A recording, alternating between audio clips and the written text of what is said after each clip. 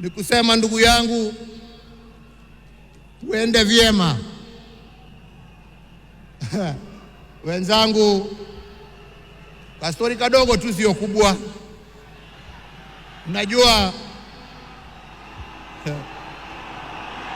Unajua saa ingine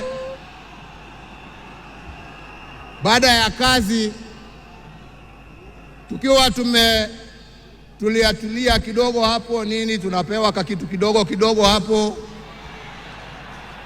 Kwani mnacheka? Mimi kitu kidogo nasema uji na chai.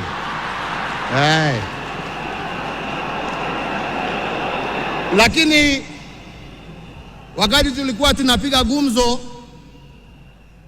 saa ingine tulikuwa tunajiuliza, unajua jamani, wale wazee ambao wameenda, wakina Jaramogi, wakina Jomo, wakina Nkrumah, wakina Mwalimu Nyerere,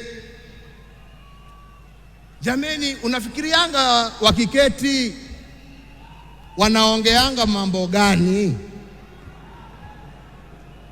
Mimi nilikuwa nasema unajua, wanaongea siasa kama sisi, wanatuangalia tu na mambo hii yetu ya upuzi hapa, wanatuchekelea. Nasema lakini unajua, I'm very keen kujua. Sasa ndugu yangu, umeenda mbele yangu, sasa tayari najua mnajiongeleshana huko, na sio ati niko na haraka ya kuja kuwafikia, lakini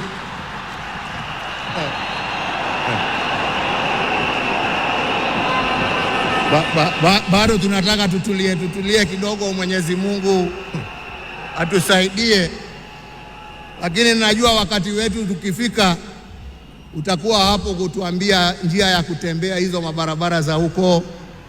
Kwa hivyo ndugu yangu, ni kuombee kwa Mwenyezi Mungu akurehemu, akulaze na amani na wenzako, ukijua ya kwamba twakumbuka wewe na yale ambao umebakisha tutaendelea nayo, na familia yako sasa imekuwa yetu, na tutaendelea kuwalinda na kuwachunga na kusimama pamoja nao kwa wakati wote. Nasema lala salama ndugu. Mungu awabariki familia yako na awafariji na awapatie nguvu, na Mungu aendelee kuibariki Kenya hii yetu, Afrika Mashariki na Afrika kwa jumla. Asanteni sana, Mungu awabariki.